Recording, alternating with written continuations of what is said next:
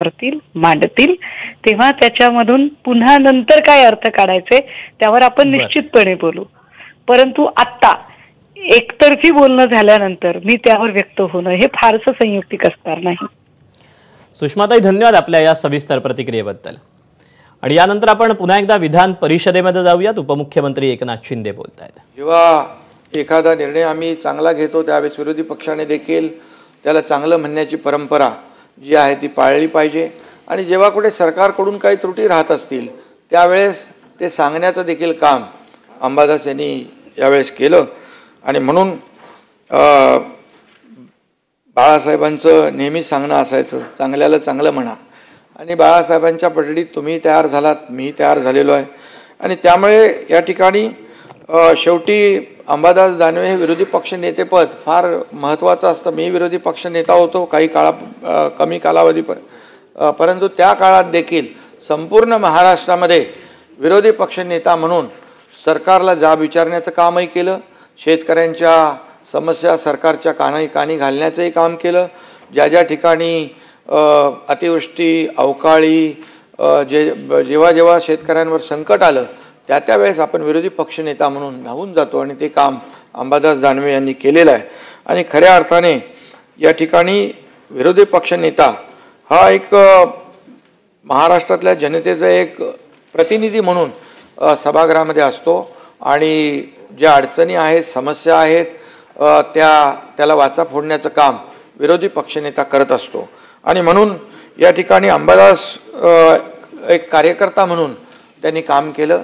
आणि कार्यकर्ता म्हणूनच त्यांनी काम करत असताना जनतेच्या मनातले दुःख, वेदना आणि जनतेचे प्रश्न त्यांनी हिरिरीने या सभागृहामध्ये मांडले आणि त्याला न्याय मिळवून घेण्याचं काम देखील केलं. हे आपण सगळ्यांनी पाहिलेलं आहे. कारण अंबादास मराठवाड्यातला एक अस्सल कार्यकर्ता, अस्सल प्रतिनिधी म्हणून त्यांनी काम केलं आणि जनतेच्या वेदना स्वतःच्या शब्दामध्ये मांडण्याचं काम देखील एक लढवय्या विरोधी पक्षनेता म्हणून त्यांनी केलं. आणि खऱ्या अर्थाने अनेक विरोधी पक्षनेते झाले, त्यांनी देखील चांगली कामं केलेली आहेत. लोकांसाठी खऱ्या अर्थाने पेटून उठणारा, अन्यायाविरुद्ध लढणारा विरोधी पक्षनेता म्हणून अंबादासना या ठिकाणी आपण पाहिलेलं आहे. आणि अशा तडफदार नेत्याच्या खऱ्या अर्थाने पहिल्या फळीत अंबादास दानवे नेहमी राहिलेले आहेत. आणि म्हणून अंबादासजीने विरोधी पक्षनेत्याची भूमिका निभावली नाही तर ती जिवंत ठेवली. त्यांनी विरोध केला. म्हणजे जेव्हा काही गोष्टी लोकांच्या बाजूच्या मांडायच्या त्यावेळेस लोकांच्या बाजूने त्यांनी सरकारला विरोध केला. सातत्याने प्रश्नही विचारले आणि पण केवळ राजकारणासाठी नाही तर जनतेच्या प्रश्नांसाठी त्यांनी विरोध केला. आणि म्हणून विरोध हा केवळ विरोधासाठी असता कामा नये, त्याला देखील विरोधी पक्ष नेता म्हणून अंबादास दानवे हे जागलेले आहेत.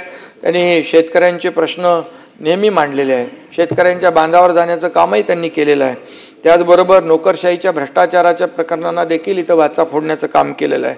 आणि एक जेव्हा प्रसंग आले त्यावेळेस त्यांनी विरोधी पक्षनेता काय आहे हे देखील दाखवण्याचं काम केलेलं आहे.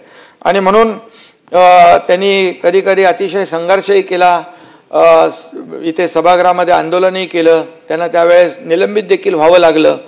आणि म्हणून निलंबनाची पाळी आली तरी त्यांनी काय तर ठीक आहे, अनेक लोक आम्ही खालच्या सभागृहामध्ये होतो त्यावेळेस अनेक वेळा निलंबित झालेलो आहे. त्यामुळे जनतेच्या प्रश्नावर आपल्याला निलंबनाची काही पर्वा नसते. आणि म्हणून सरकार चांगलं काम करतं तेव्हा विरोधी पक्ष नेत्यांवर त्यावेळेस काय बोलावं, काय करावं असा एक प्रश्नही पडतो. परंतु आता मी एवढंच सांगतो, अंबादास दानवे यांनी चांगलं काम केलेलं आहे. विरोधी पक्षनेता म्हणून त्यांनी एक चांगली कामगिरी केलेली आहे. आता महायुती म्हणून आम्ही गेले 2.5 वर्ष आणि आता दुसरी इनिंग देखील सुरू झालेली आहे. एकीकडे विकास आणि दुसरीकडे लोकाभिमुख कल्याणकारी योजना यांची आम्ही सांगड घालतोय. आणि त्यामुळे विरोधी पक्षाला देखील विश्वासात घेऊन काम करण्याची जी काही सरकारची भूमिका आहे ती आम्ही पार पडतोय. आणि तरीसुद्धा मजबूत सरकार, लँडस्लाईड मॅन्डेट असलेलं सरकार, बहुमताचं सरकार असताना अंबादास दानवे यांनी विरोधी पक्षाची छाप पाडलेली आहे हे देखील मी या ठिकाणी सांगू इच्छितो. खरं म्हणजे मोठमोठे नेते त्यांची नावं घेता येतील, या विरोधी पक्ष नेत्याच्या खुर्चीत बसून गेलेत. त्यामध्ये उत्तमराव पाटील असतील, प्रधान असतील, दादासाहेब गवई असतील, प्रमोद नवलकर असतील, अण्णा डांगे असतील, शरद पवार साहेब देखील, नितीन गडकरी साहेब, विनोद तावडे, कितीतरी नावं आपल्याला घेता येतील. प्रवीण दरेकर पण होते, आता ते इकडे आहे त्यामुळे लक्षात येत नाही. प्रसादला नाव घेतलं की मग त्यांचं नाव लक्षात आलं. आणि म्हणून या नेत्यांनी देखील या खुर्चीचा सन्मान वाढवलेला आहे. आणि म्हणून विरोधी पक्षनेता म्हणून त्या ठिकाणी त्यांनी अंबादासजींनी देखील भर घातलेली आहे नक्कीच असं मी म्हणेन. आणि जेव्हा जेव्हा अन्याय होत होता त्याला न्याय देण्याचं काम, अन्यायाला वाचा फोडण्याचं काम, सरकारकडून न्याय मिळवून घेण्याची हातोटी जी आहे ही त्यांची आपण पाहिलेली आहे. खरं म्हणजे सहकार्याला निरोप देता येतो, परंतु एक आपण शेवटी निरोप समारंभ जो आहे हा कोणालाही अवघडच असतो, कारण शेवटी आपण एकत्र काम करत असतो सभागृहामध्ये. आणि त्यामुळे अंबादास दानवे माझे देखील चांगले मित्र आहेत, इतरही लोकांचे ते चांगले मित्र आहेत. कारण शेवटी आम्ही देखील एकत्र काम केलं आहे. त्यांची निवडणूक त्यांना लक्षात आहे, जेव्हा निवडणूक त्यांची झाली, त्यांची निवडणुकी लक्षात आहे, तेव्हा म्हणजे त्यावेळेची निवडणूक पाहिलेली आहे आणि त्याचा अनुभव अंबादासजींना देखील आहे.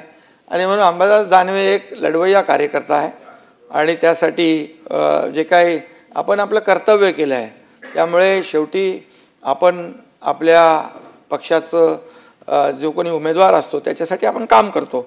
आणि त्यामुळे त्यावेळेस अतिशय अशी कठीण वाटणारी निवडणूक आपण अतिशय लीलया सोपी केली होती आणि ती अंबादास दानवे त्यावेळेस भरघोस मताने निवडून आले होते.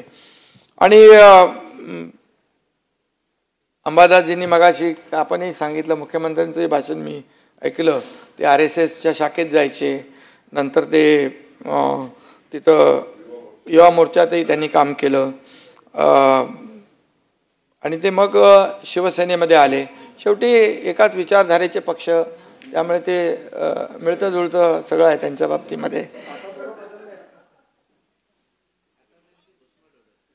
आणि त्यामुळे एक कार्यकर्ता म्हणून अंबादास अतिशय उत्कृष्ट काम आपण केलेलं आहे. सोन्याचा चमचा घेऊन तुमचा जन्म झालेला नसला तरी सुद्धा गोरगरीब आणि सर्वसामान्यांच्या घरात जन्माला तुमचा जन्म झाला तरी सुद्धा तुमची भावना आहे की बाबा या महाराष्ट्रातल्या सर्वसामान्य लोकांच्या जीवनामध्ये बदल व्हावा, यासाठी सातत्याने सत्ताधारी पक्षात नसताना देखील विरोधी पक्षात असताना, विरोधी पक्षनेता असताना सरकारकडून जेवढं काही आपण प्रयत्न केलेले आहेत हे सगळ्यांना माहीत आहेत.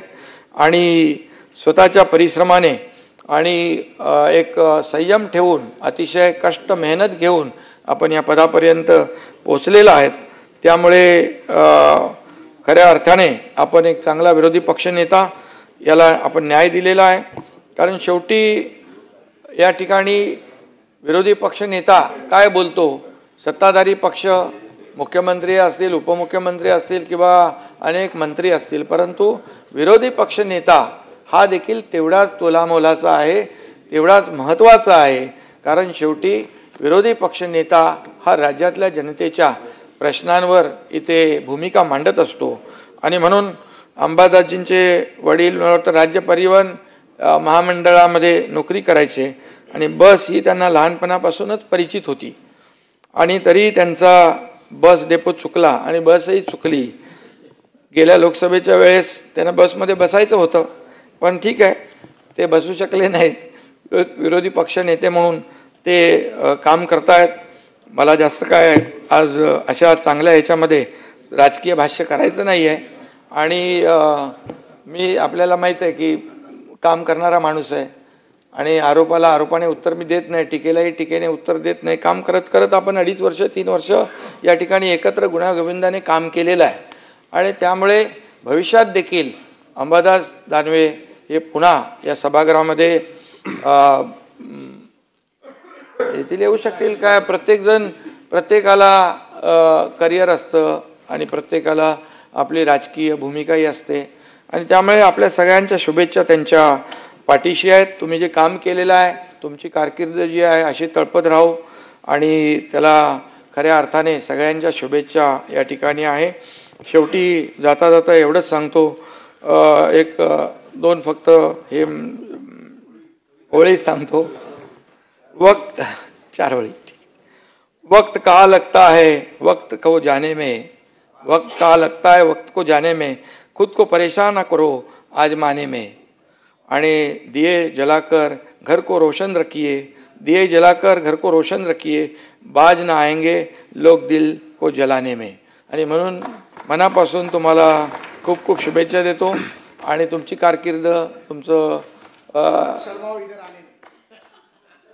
काय बोलू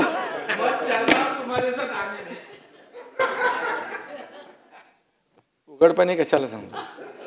आणि म्हणून जाऊ द्या, गमतीचा भाग झाला, पण पुन्हा एकदा तुम्हाला विरोधी पक्ष नेता म्हणून जे तुम्ही काम केलं त्याबद्दल महाराष्ट्रातली जनता आपल्याला एक तडफदार आणि एक संघर्ष करणारा, सर्वसामान्यांसाठी झगडणारा विरोधी पक्षनेता म्हणून तुमची कारकीर्द यशस्वी झाली.